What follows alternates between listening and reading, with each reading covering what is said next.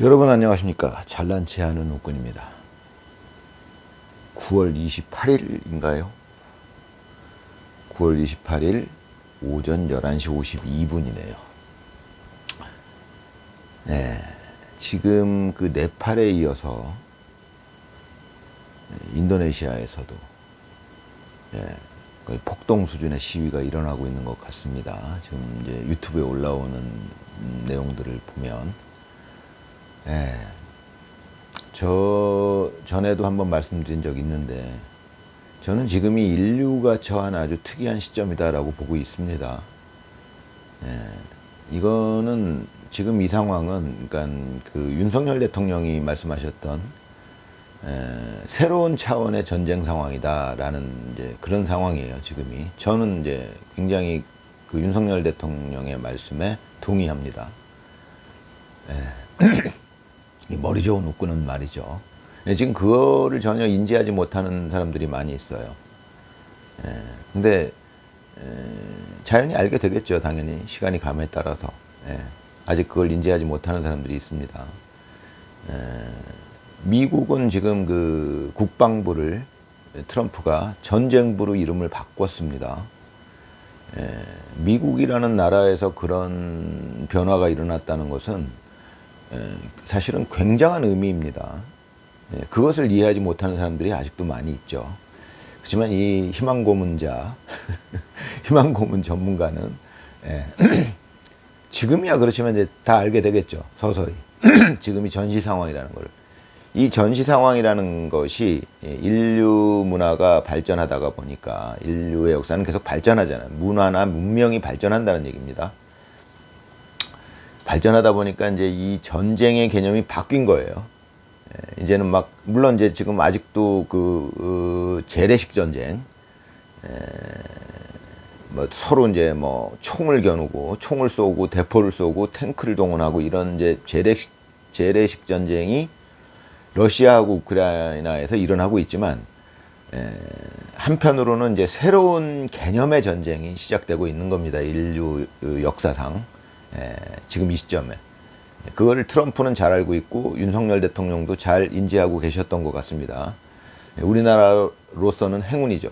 윤석열 대통령이 그 개념을 인지하지 못하셨다면 우리나라는 완전히 지금 진짜 여러 사람들이 걱정하는 대로 정말 뭐 베네수엘라가 되든가 아니면 북한이 되든가 둘 중에 하나가 됐을 거예요. 아니면 둘을 합치는 것 같은 그건 뭐 새로운 형태의 그 완전히 망한 국가, 패망한 국가가 됐을 뻔했습니다.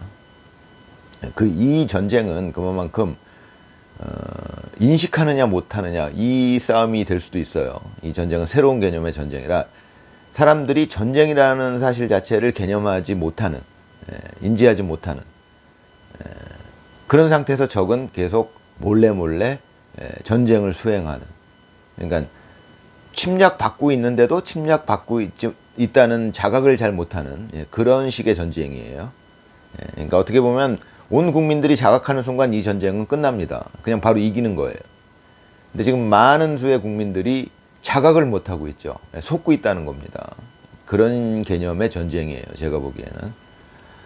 어찌됐건 지금 그런 아주 특이한 지점에 와 있는데 인류가 그 지금 그 인도네시아에서 일어나고 있는 폭동에 가까운 시위들 곧 네팔처럼 되지 않겠느냐 뭐 이제 혹은 뭐 이미 네팔처럼 됐든가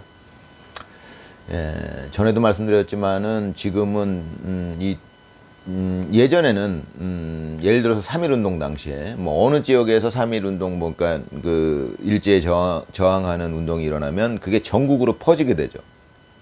영향받아서 뭐 어느 지역에서 일어났다더라. 그럼 이 지역에서도 또 이제 거기에 영향받아서 또 일어나고 봉기하고 이렇게 서로 연관돼 있잖아요. 그 사람의 그 의식이라는 게 제가 살아보니까 저는 이제 오래 살아보니까 그걸 느꼈습니다. 살다가 중간에 그러니까 칼 융이 얘기했던 인간의 집단 무의식이라는 게 있죠.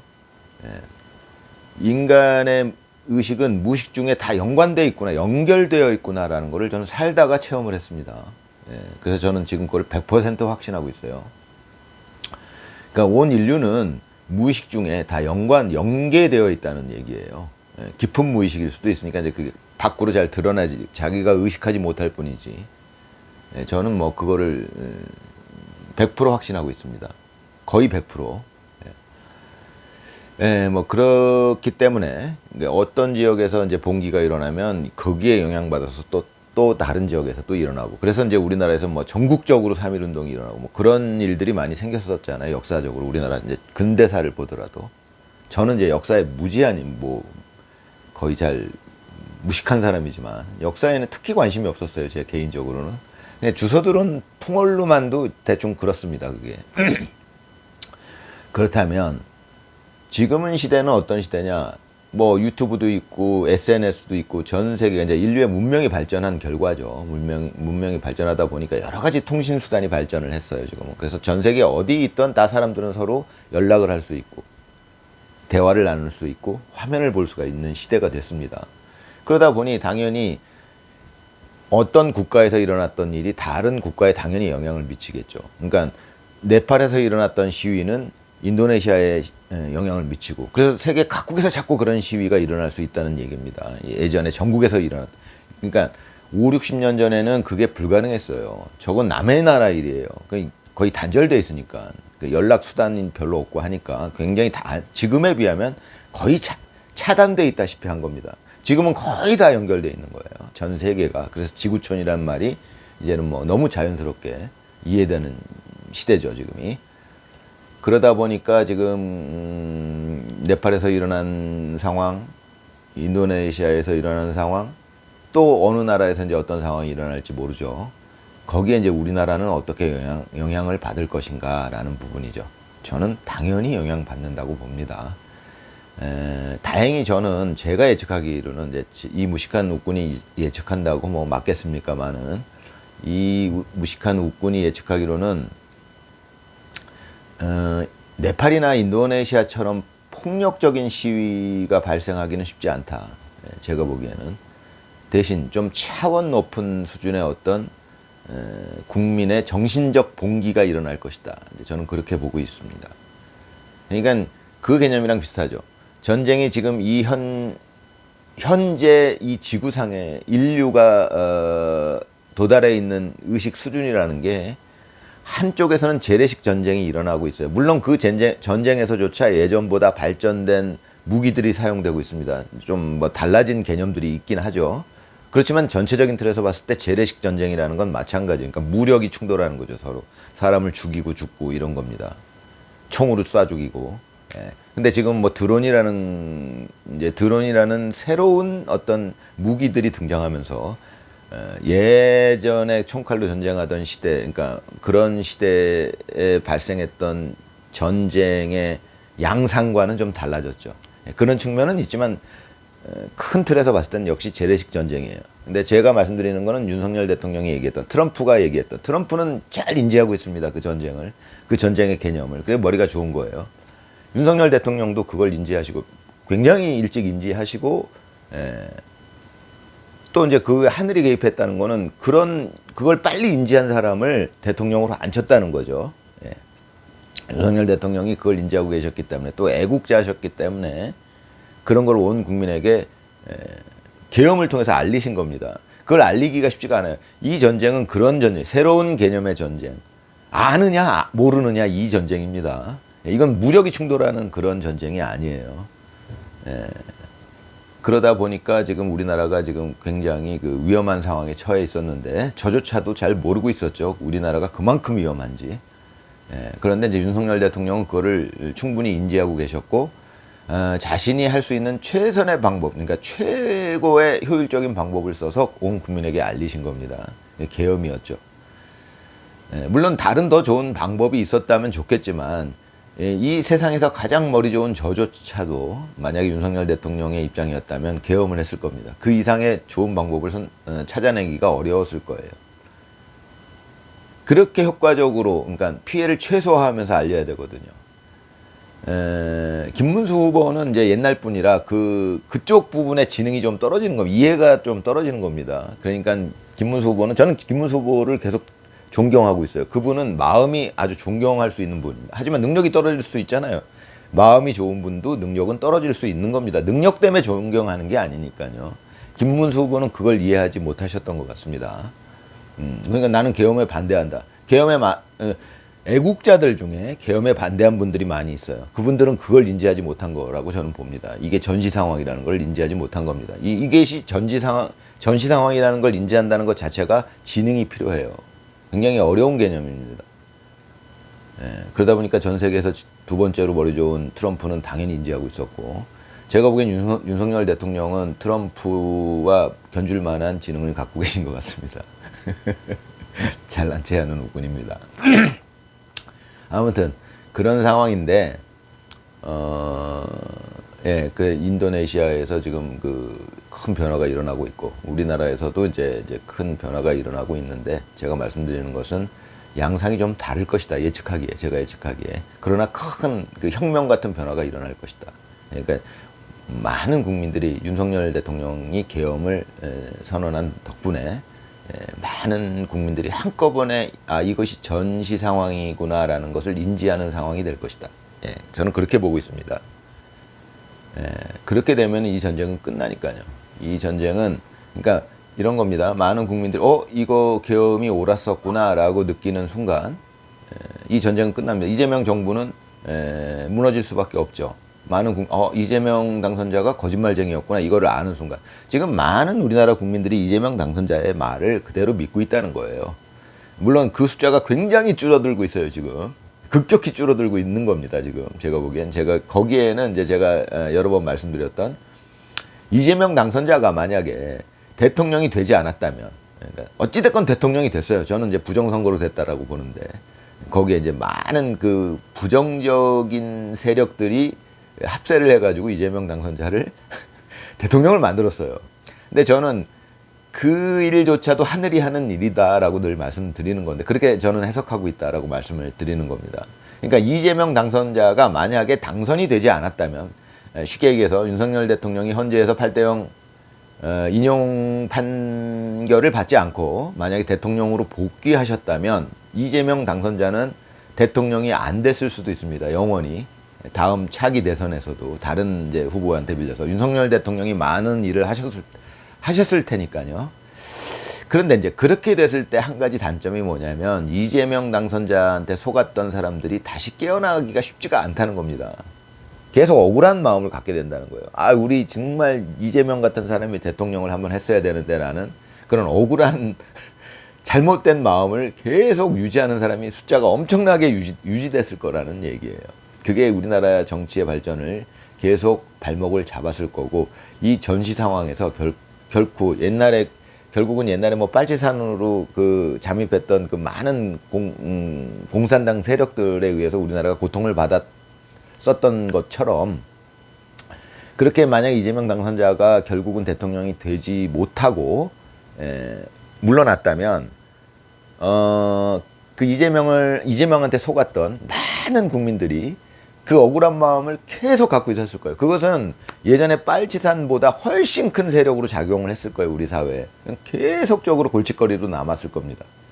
제가 생각하는, 이 잘난 체 하는 우꾼이 생각하는 시나리오는 그렇습니다.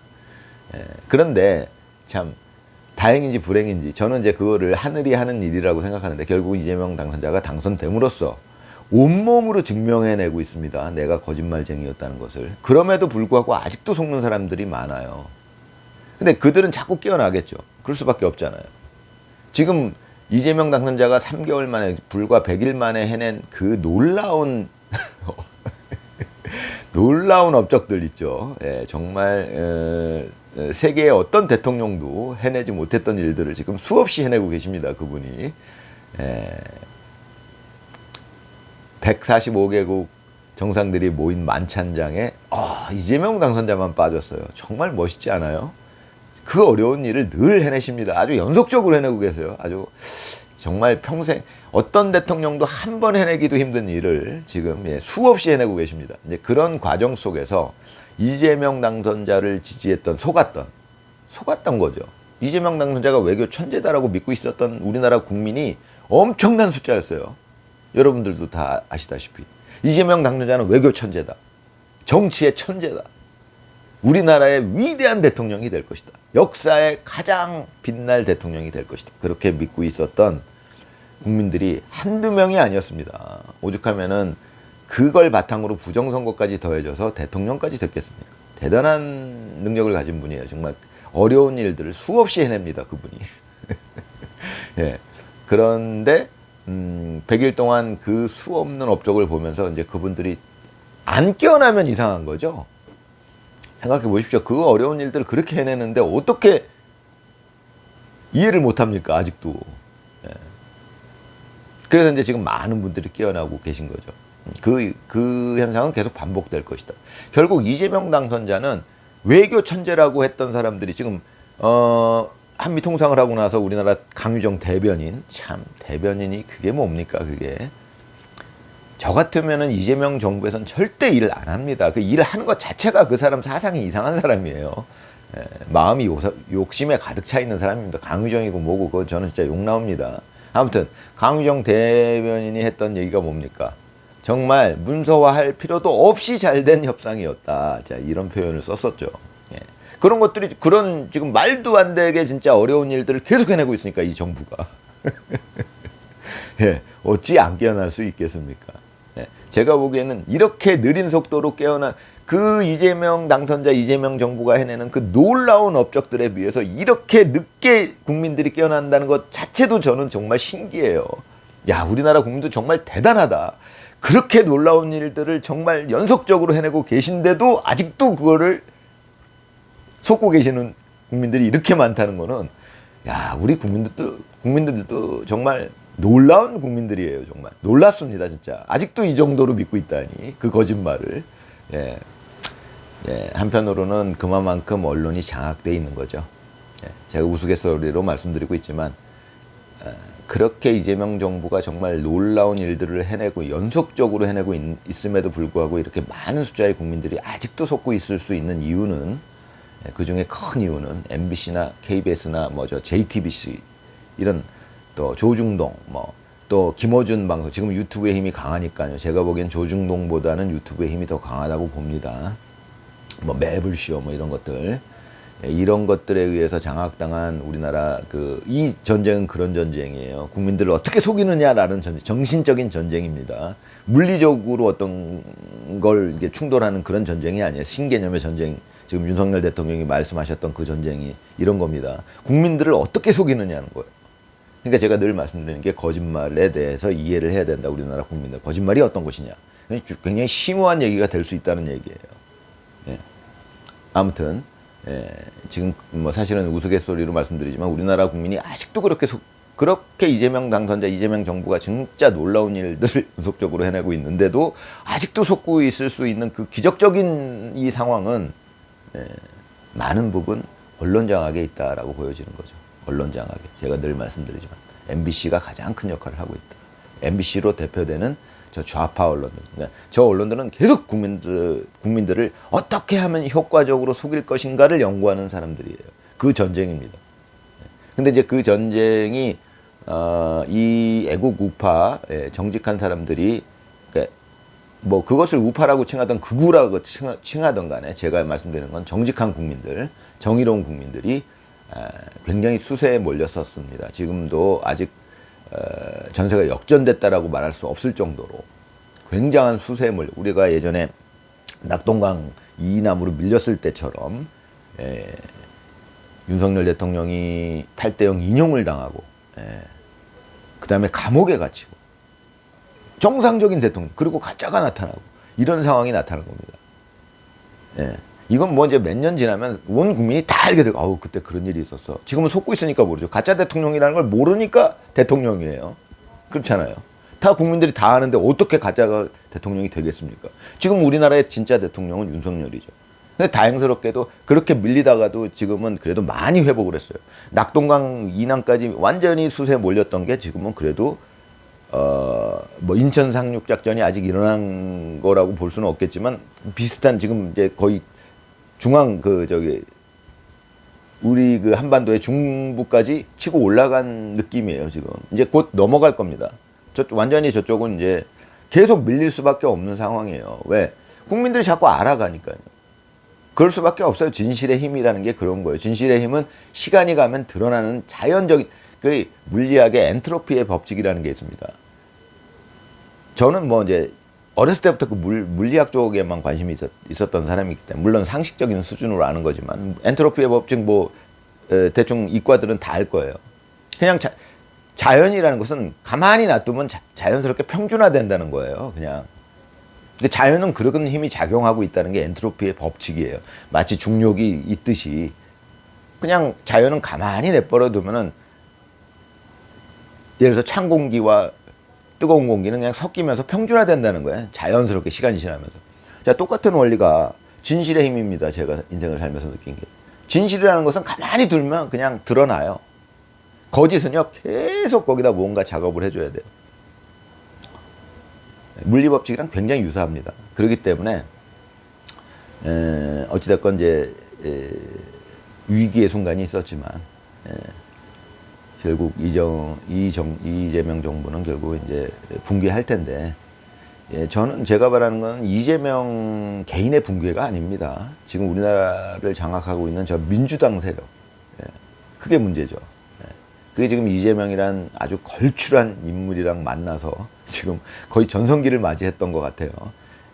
가짜로 막 부정선거로 해가지고 대통령까지 만들어낼 정도까지 이르렀으니, 저 민주당 세력들, 저 이제 범죄자 세력들이 국민을 속이면서 그 표를 거짓으로 만들어내면서, 자, 언론 조작을 통해서, 여론 조작을 통해서 사람들을 속이고, 그러다 보니까 표가 늘어나고, 또 그 늘어난 표를 바탕으로 해가지고 거기에 부정선거까지 얹어가지고 이재명 당선자라는 대통령을 낸 겁니다. 저 부정한 세력들이. 지금 그런 상황이에요. 그 상황을 이제 온 국민이 인지하게 되느냐 마느냐 이거죠. 그것이 윤석열 대통령이 1.23 계엄을 한 가장 큰 이유가 아닐까, 저는 그렇게 생각합니다. 그렇게 지금 많은 젊은이들이 그렇게 생각하고 있기 때문에 이름을 계몽령이라고 붙인 겁니다. 여러분들, 자, 비가 오고 있네요. 즐거운 일요일 되시기 바랍니다.